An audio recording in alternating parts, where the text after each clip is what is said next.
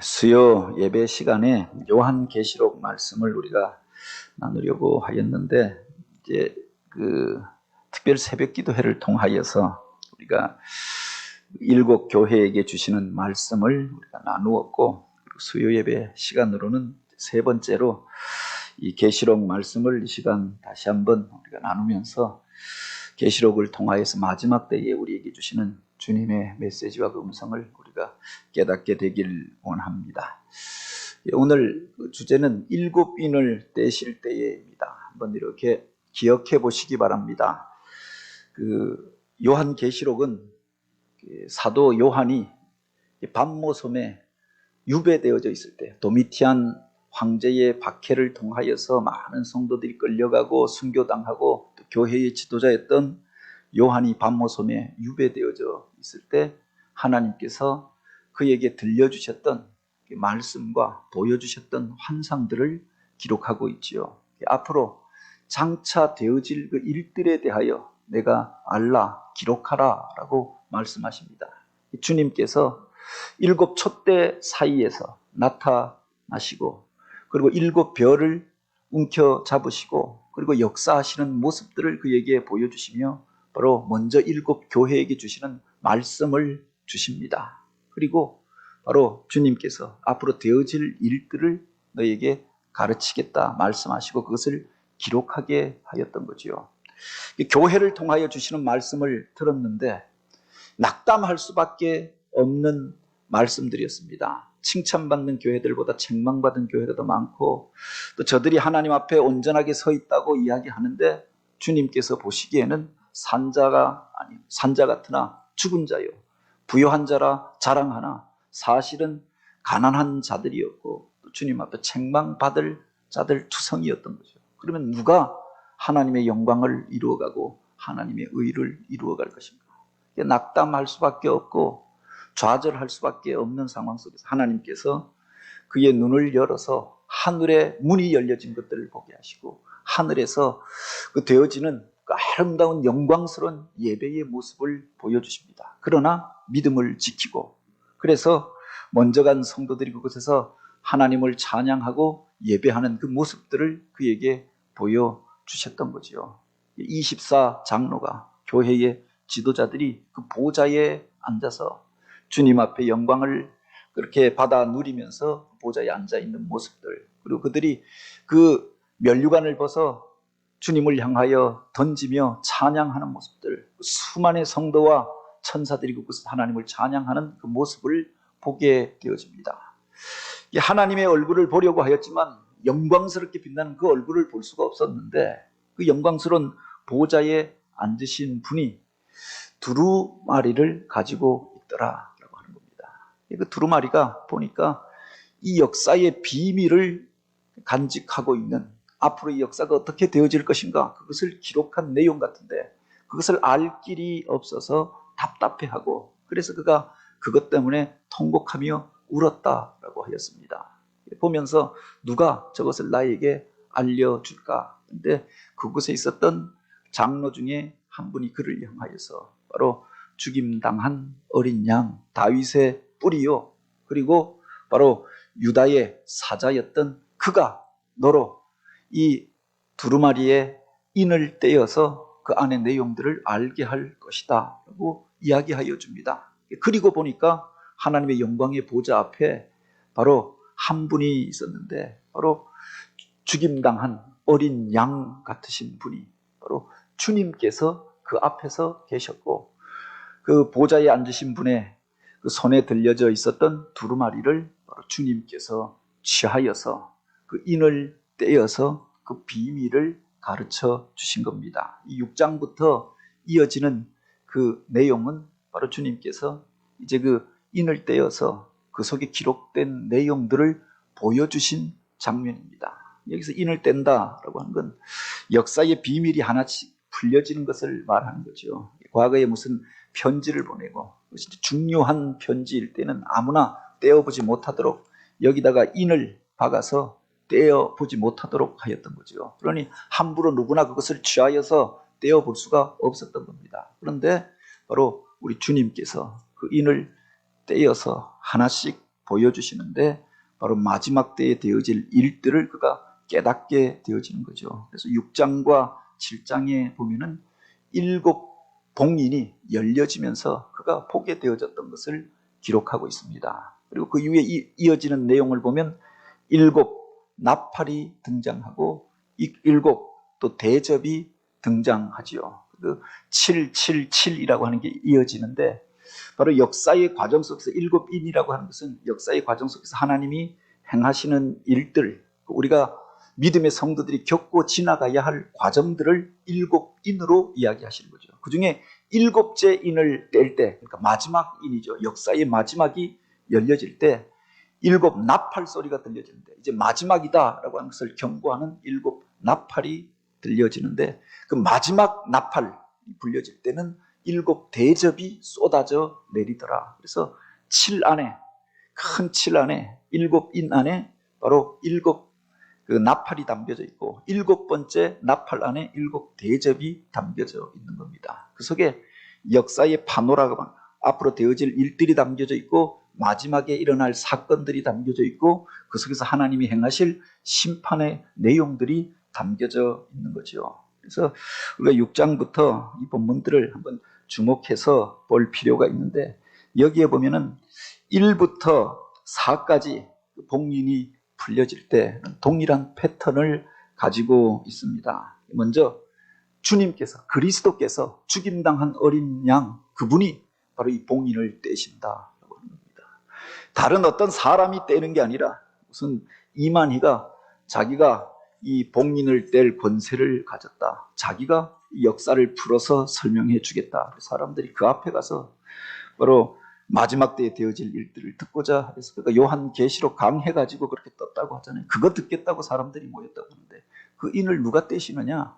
역사의 주관자가 되신 주님께서 떼어서 보여주시는 겁니다. 그리고 그때마다 여기에 보면 내 생물 중에 하나가, 하나님의 영광의 보좌 앞에 있는 내 생물이 있다라고 하십니다. 그 중에 하나가 오라, 모든 사람들로 주목하라고 외치는 청천벽력 같은 소리가 울려왔고 그때 색깔을 달리하는 말들이 등장하였다. 그 말을 탄 자가 나왔다라고 하였습니다. 그것을 통해서 어떤 사건들이 벌어지게 되어졌던 거지요. 그 첫 번째 말이 중요합니다. 6장 1절에 보면 내가 봄에 어린 양이 7인 중에 하나를 떼시는데, 물론 여기서 7인을 뗀다라고 하는 것은 이게 마지막에 일어날 사건을 말하는 것은 아닙니다. 역사의 과정 속에서 일어날 일들입니다.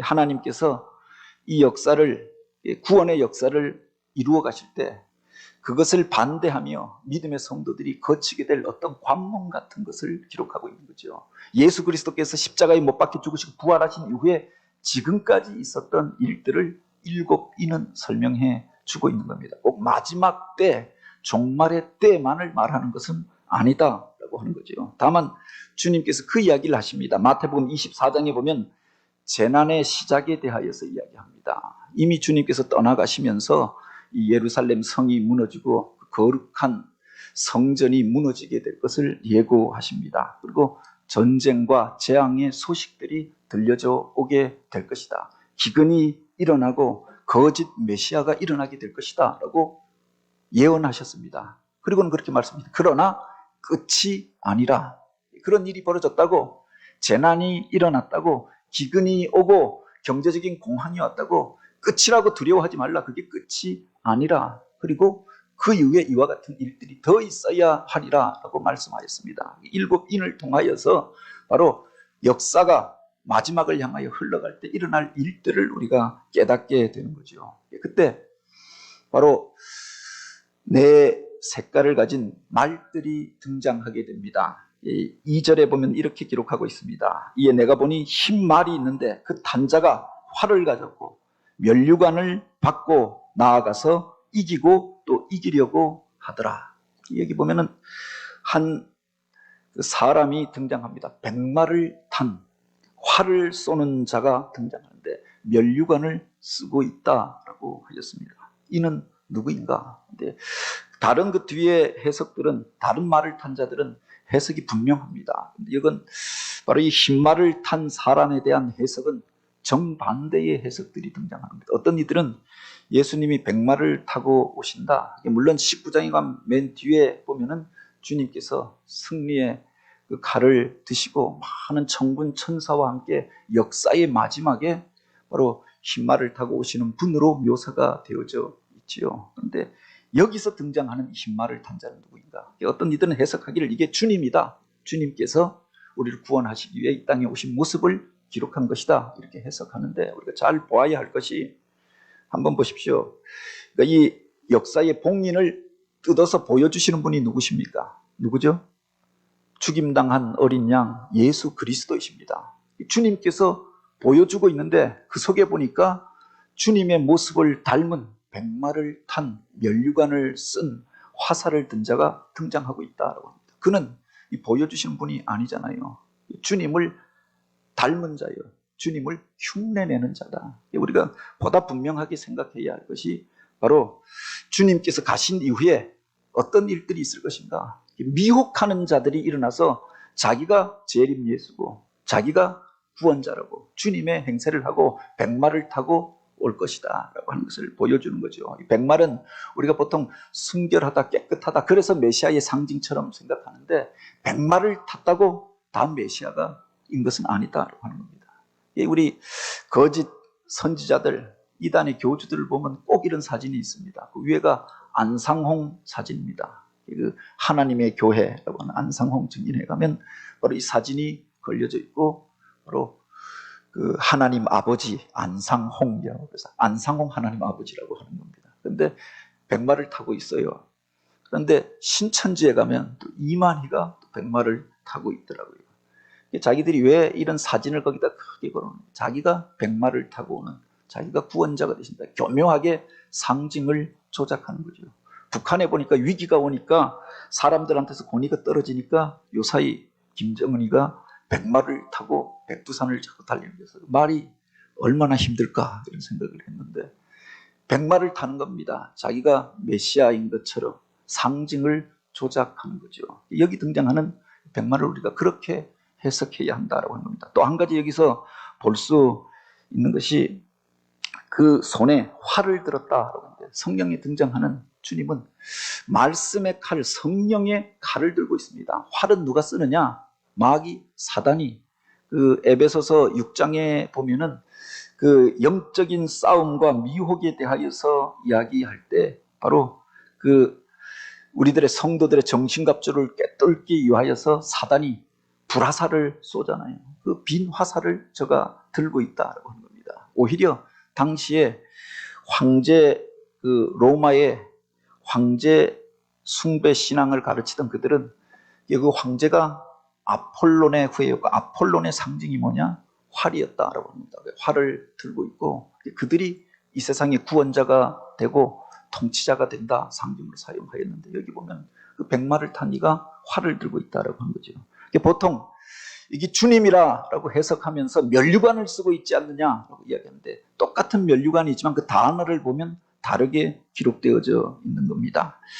주님이 쓰시는 면류관, 왕이 쓰는 면류관을 가리켜서는 디아데마라고 기록하고 있는데 그 뒤에 보면 그 영광의 면류관을 이야기할 때는 그렇게 기록하고 있습니다. 그런데 적 그리스도가 쓰는 관, 전쟁에서 승리한 자들이 강제로 빼앗아 취하는 그 관을 가리켜서는 스테파노스라고 기록하고 있는데 여기 있는 바로 이 백마를 탄 자가 쓰고 있는 관이 스테파노스인 겁니다. 강제로 빼앗아서 자기가 만들어 쓴 관을 쓰고 있었고 사람을 쏘아서 넘어뜨리는 활을 가지고 있었다라고 하는 겁니다. 그 뒤에 보면은 이기고 또 이기려고 하더라 이렇게 기록하고 있습니다. 우리 주님은 이긴 자이십니다. 세상을 이기시고 우리를 구원하신 분, 사망의 권세를 이기신 분이 아닙니까? 그런데 여기는 이긴 자가 아니라 이기려고 애쓰는 겁니다. 남을 걸어서 넘어뜨리려고 애쓰는 겁니다. 자기가 이긴 자가 되려고 다른 사람을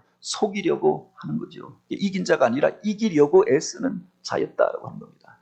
먼저 역사의 그 과정 속에서 성도들을 미혹하고 사람들을 거짓된 것들로 이끄는 미혹하는 자들이 일어나게 될 것을 말씀하시는 거죠.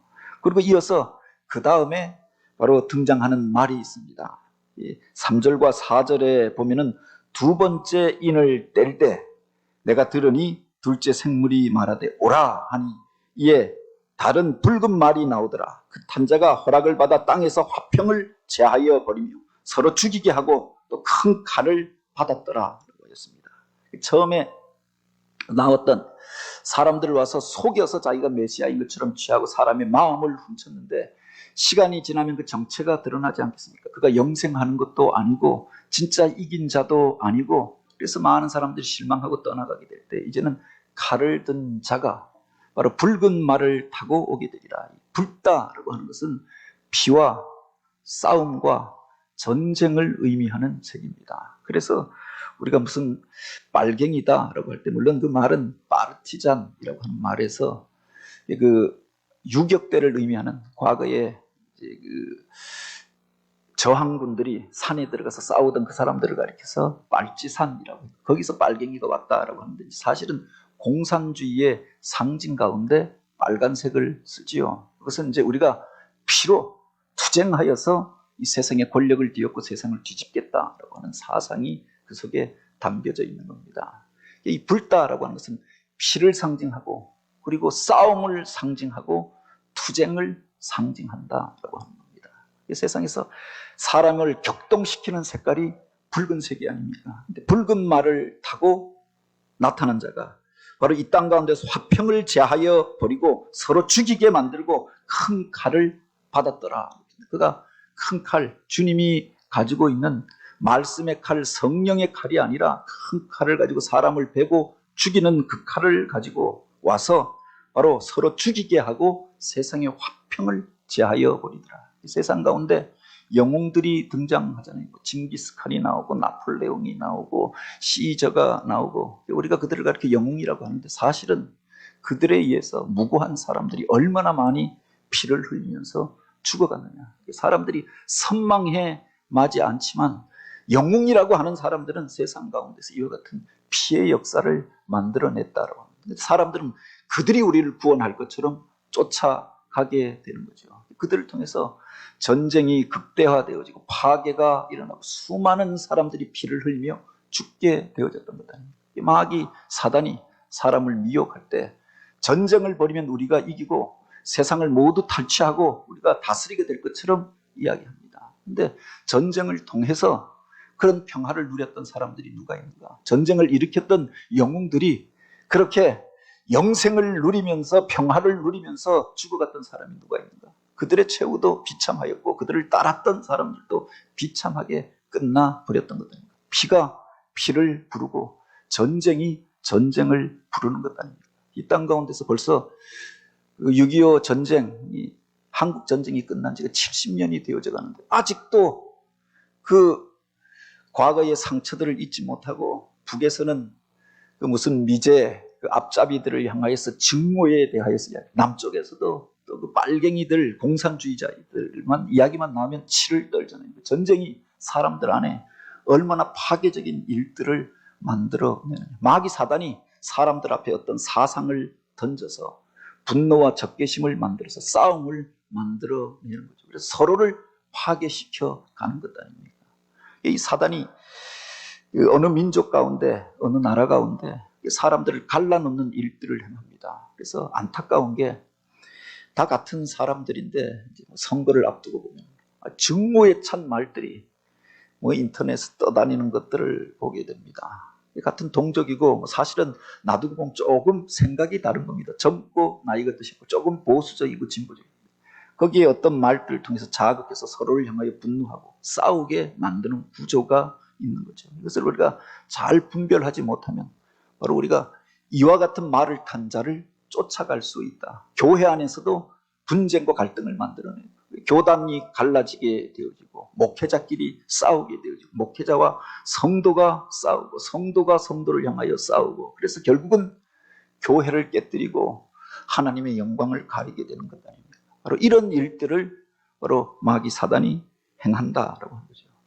그 다음에 일어나는 일들이 있습니다. 검은 말을 탄 자가 나타나게 될 것이다. 역사 속에서 있었던 일들을 설명하고 있는 거죠. 어느 시대 누구다라고 말하는 게 아니라 역사의 과정 속에서 바로 이와 같이 흰 말을 타고 와서 사람을 미혹했던 이들, 역사의 과정 속에서 붉은 말을 타고 와서 전쟁과 싸움을 일으켰던 이들이 있지 않습니까? 그 세 번째 말은 검은 말이라고 하였습니다. 그 5절에 보면 이렇게 기록하고 있죠. 셋째 인을 떼실 때 내가 들으니 셋째 생물이 말하되 오라 하시기로 내가 보니 검은 말이 나오는데 그 탄자의 손에 저울을 가졌더라. 내가 내 생물 사이로부터 나는 듯한 음성을 들으니 이르되 한 데나리온에 밀 한 대요 한 데나리온이 보리 석 대로다. 또 감람류와 포도주는 해치지 말라 하더라라고 했습니다. 이 검은 말을 탄 자가 가지고 오는 게 있는데 저울을 가지고 오더라라고 하는 겁니다. 이 저울이라고 하는 것은 이렇게 무엇을 공정하게 재는 것처럼 보여지지만 그것을 가지고 사람을 나누지 않습니까? 그리고 다른 사람의 것을 빼앗아 가기도 한다. 합리적인 것 같고 그 모든 것들을 이익과 또 계산의 관점에서 바라보게 되는데 사실은 사람을 메마르게 하고 사람의 생명 있는 삶을 빼앗아 가는 것 아닙니까? 그래서 이 검다라고 하는 것은 어둠과 암흑을 상징하는 거죠. 그리고 결국은 그래서 뒤에 보면은 여기 한 데나리온에 밀 한 대요 한 데나리온에 보리 석 대로다. 이 한 데나리온은 노동자가 하루 종일 일해서 벌게 되어지는 품삯을 말합니다. 하루 종일 아침부터 저녁까지 일해서 그가 무엇을 버느냐? 밀 한 대를 받아가지고 간다. 자기 혼자 한 끼 겨우 먹을 수 있는 양식을 갖게 되어지는 거죠. 합리적이다, 계산적이다라고 하는데 인간이 자기 노력을 통하여서 얻을 수 있는 것들이 그것밖에 되어지지 않는다라고 하는 겁니다. 사람이 메마르게 물질을 쫓아가다 보면 그 물질을 통하여서 그것의 노예가 되어지고 극심한 인플레이션이 일어나서 결국은 그 밀 한 대에 자기 생명을 건 노동을 해야 하는 이런 처지가 되어지는 거죠. 과거에 그랬었다고 합니다. 2차 세계대전 중에 독일군이 소련으로 러시아로 쳐들어갔을 때 봉쇄되어졌던 그 레닌그라드, 지금은 페테스부르크라고 하는 그 도시가 봉쇄되어지죠. 그 안에서 식량이 부족하니까 노동자들이 하루 종일 며칠을 일해가지고 무엇을 얻었느냐? 빵 하나 얻어가지고 왔다라고 합니다. 가지고 가면 자기 집에 5식구, 6식구가 있잖아요. 근데 그 며칠을 일해서 빵 하나를 가지고 얻을 수 있는 이 극심한 인플레이션이 일어나게 되어진다고 하는 겁니다. 이 세상이 보면은 모든 게 풍성할 것 같은데 많은 이들이 그런 이야기를 합니다. 사람들이 일하여도 마지막 때에 극심한 인플레이션이 일어나게 될 것이다. 어쩌면 이런 코로나 사태를 통하여서 벌써 세계적인 불황이 오고 인플레이션이 일어났다고도 이야기합니다. 그리고 이게 그냥 끝날 게 아니라 금의 가치가 우리가 가지고 있는 노동과 또 그 돈의 가치가 떨어지게 될 것을 이야기하죠. 그 이전에 정당하게 그것을 가지고 살 수 있었던 그 식량을 얻을 수가 없는 겁니다. 석유를 얻을 수가 없는 겁니다. 그것 때문에 고통당하는 시대가 오게 될 것이다. 사람이 자기가 자기를 서로를 속이게 되어지고 물질의 노예가 되어지고 자기가 일하였던 정당한 노동의 값을 받지 못하는 그런 시대가 오게 될 그것으로 인하여서 굶주리고 죽고 죽이는 일들이 벌어지게 될 것을 말하는 거죠. 더하여 네 번째 그 인을 떼실 때 일어나는 일들을 이야기합니다. 7절에 보면 이렇게 기록하고 있죠. 넷째 인을 떼실 때 내가 넷째 생물의 음성을 들으니 말하되 오라 하기로 내가 봄에 청황색 말이 나오는데 그 단자의 이름은 사망이니 음부가 그 뒤를 따르더라. 그들이 땅의 4분의 1의 권세를 얻어 검과 흉령과 사망과 땅의 짐승들로서 죽이더라 라고 했습니다. 이 청황색이라고 하는 것은 죽음의 색을 의미합니다. 이제 경제적인 불황과 극심한 인플레이션을 넘어서서 사람이 돈을 쫓아가다가 돈으로 인하여서 극심한 가난과 기근을 겪게 될 것인데 그게 끝이 아니라 그 다음에는 바로 죽음의 재앙이 임하게 될 것을 말하지요. 칼로 인하여서 전쟁으로 인하여 죽을 사람도 있을 것이고 흉년으로 인하여 죽을 사람도 있을 것이고 또 사망으로 인하여서 오늘 우리가 겪고 있는 이와 같은 그 재앙과도 같은 그 바이러스로 인하여서 또 수많은 사람들이 죽어갈 때 그렇게 죽어간다고 하죠. 청황색의 몸으로 사람들이 변하여지는 겁니다. 그래서 사람들이 여기 청황색 말이 와서 그렇게 사람을 집어삼키며 세상의 4분의 1을 제하여 버릴 권세를 갖고 올 것이다. 뒤에 보면 물론 마지막 때에 일어날 재앙이 일어날 때는 재앙의 범위가 점점 커집니다. 근데 여기서는 4분의 1의 것들을 다스리고 죽일 만한 권세를 가지고 온다라고 하는 겁니다. 오늘날 코로나19 사태로 인하여서 이게 끝이 어떻게 될지 알지 못하죠. 미국에서는 최소한 20만 명 또는 잘 다스리지 못하면 200만 명까지 죽을 수도 있다.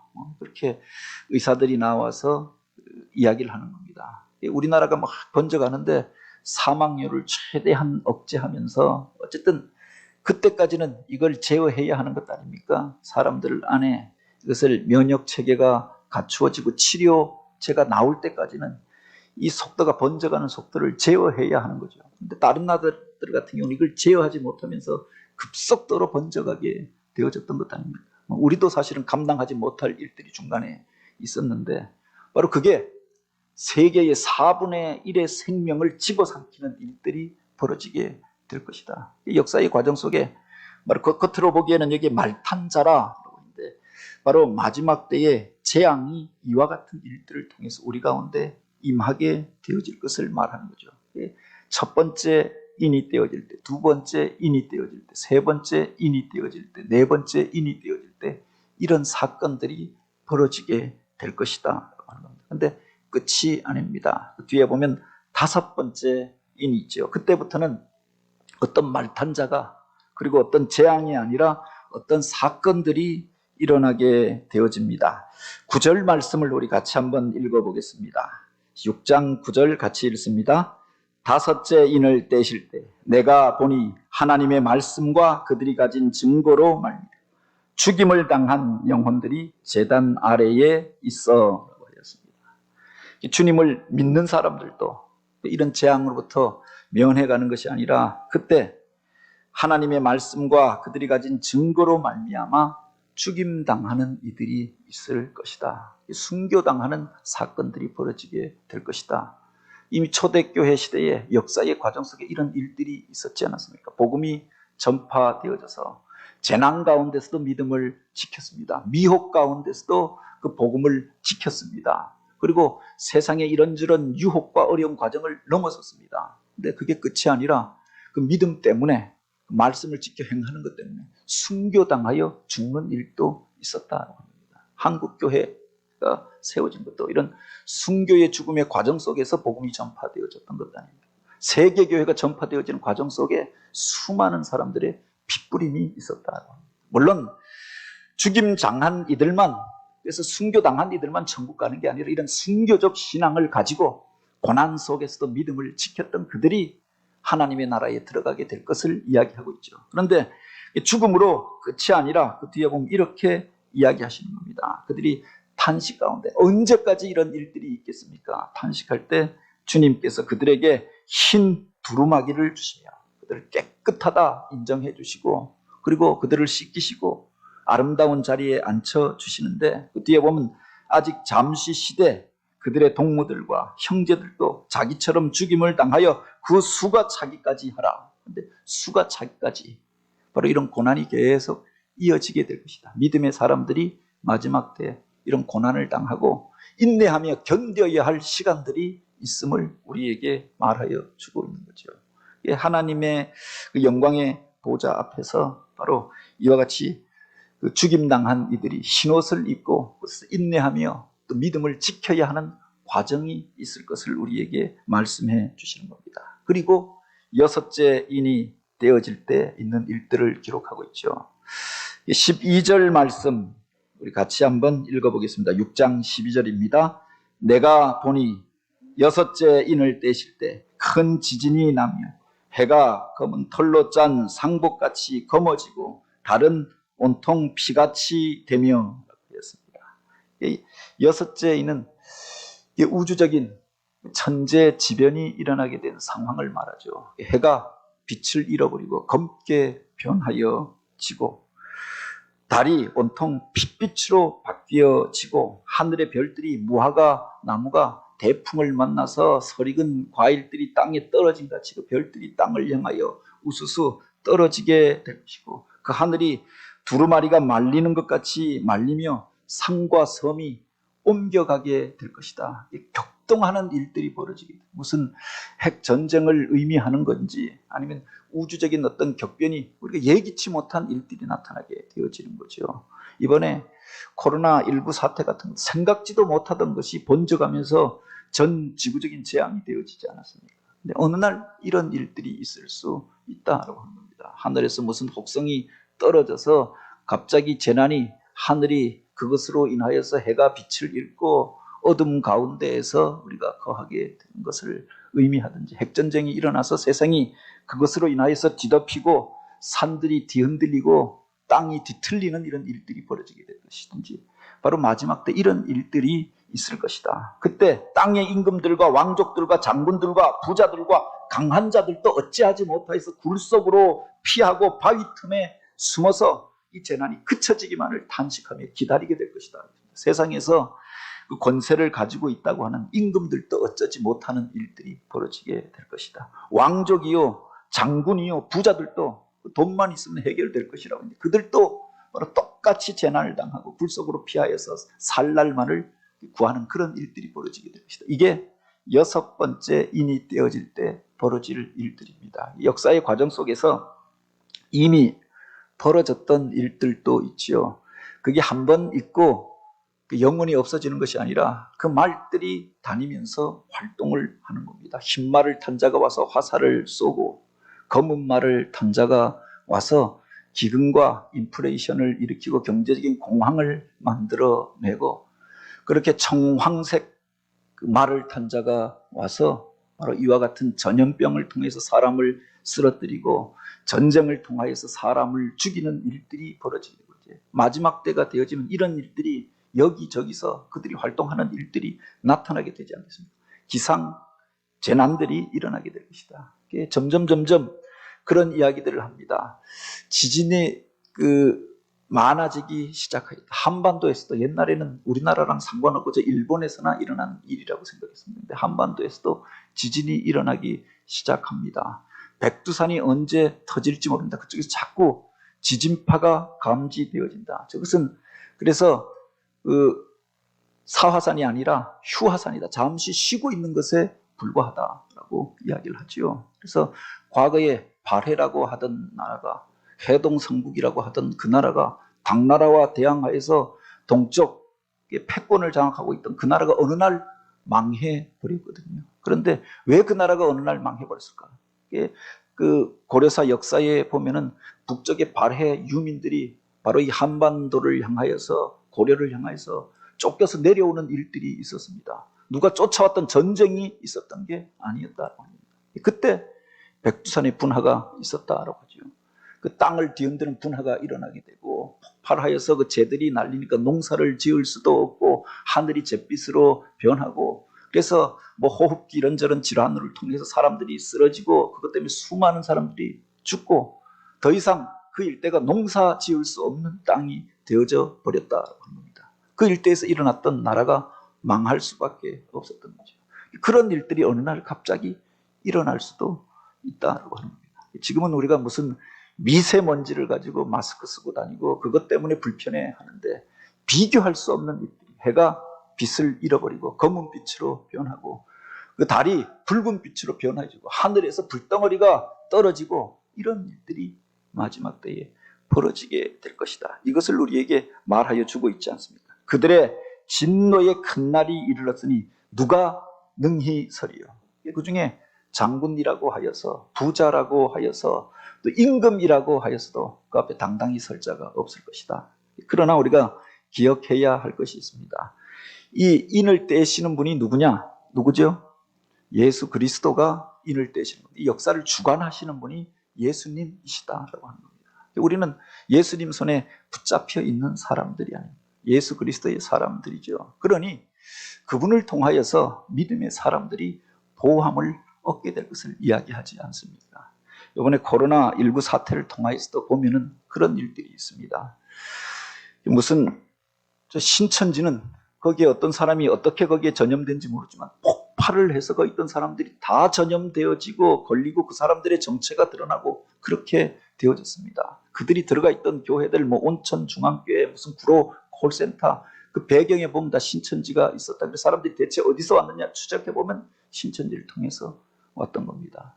만민중앙교회 작년 재작년 얼마나 많은 사회적 물의를 일으켰습니다. 그 안에서 그런 일들이 벌어지는 겁니다.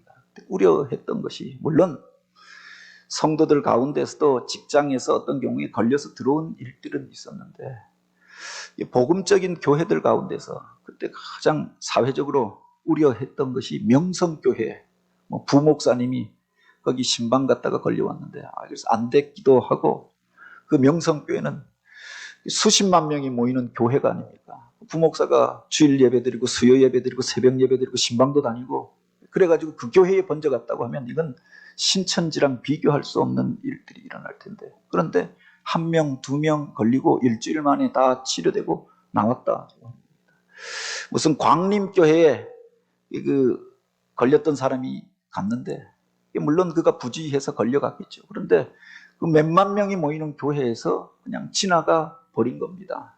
보이지 않는 힘이 어떤 경우에는 보호해 주시고 어떤 경우에는 사소한 실수를 통하여서 어떤 사람들 가운데서 그냥 폭발적으로 번져가면서 그들의 일거수일투족이 다 폭로될 수밖에 없는 일들도 벌어지더라. 물론 우리가 단순하게 이런 일들을 다 말할 수 없지만 역사를 주관하시는 분이 우리 주님이 아니십니까? 재난을 주기도 하고 또 이런저런 사건을 일으키기도 하고 주님께서 허락하시니 그런 일들이 벌어졌던 거지요. 그리고 결국 주님의 권세 아래서 바로 저들이 결국 마지막 때 이런 일들을 행한다라고 합니다. 그것을 통해서 바로 알곡과 가라지를 가르게 되어지고 진리와 진실이 드러나게 되어지고 믿음으로 이것을 통과한 자들이 바로 흰옷을 입고 영광의 자리에 서게 되지 않겠습니까? 믿는 자들이 물론 이런저런 과정 속에서 박해를 당하고 어려움을 당하는 과정도 있을 것을 우리에게 이야기하여 주지요. 그런데 그것을 통과한 자들은 영광의 자리에 서게 될 것이다. 약속하여 주었던 것 아닙니까? 물론 이게 끝이 아니라 그 뒤에 보면 그것은 끝이 아니라 재난의 시작이라 6가지 인이 복인이 풀리는 것은 재난의 시작에 불과합니다. 그리고 7번째 인은 7 나팔을 상징하고 있습니다. 이건 진짜 마지막 때라 그 나팔이 불려질 때는 우리가 마지막 때라고 하는 것을 알아야 하는 거죠. 그리고 그 7 나팔이 몇 번째 나팔이 불려지고 있는가 우리가 주목해 볼 필요가 있는데 마지막 7번째에는 7번째 나팔은 7 대접이 쏟아지는 것이다. 그게 바로 진짜 마지막을 의미하는 거죠. 요한계시록을 통하여서 우리가 마지막 때의 징조를 깨닫고 또 그래서 그날을 준비하며 그것이 두려움이 아니라 재난의 사건, 재앙의 사건, 미혹의 사건들이 있을 것을 계시록은 이야기합니다. 그래서 우리가 두려워하는 것이 아니라 주님께서 역사의 주관자가 되시고 그것을 통해서 당신의 백성들을 구원하시고 믿음으로 그 과정을 통과한 자들이 영광을 얻게 될 것을 약속하고 있는 책이 계시록이다. 이 계시록을 읽으면서 그 속에서 우리에게 주시는 약속과 또 천국의 소망을 품고 결국은 승리하게 될 그날을 바라보면서 믿음의 행진을 계속하여 가는 교회요 성도들이 되어지길 주님의 이름으로 축복합니다.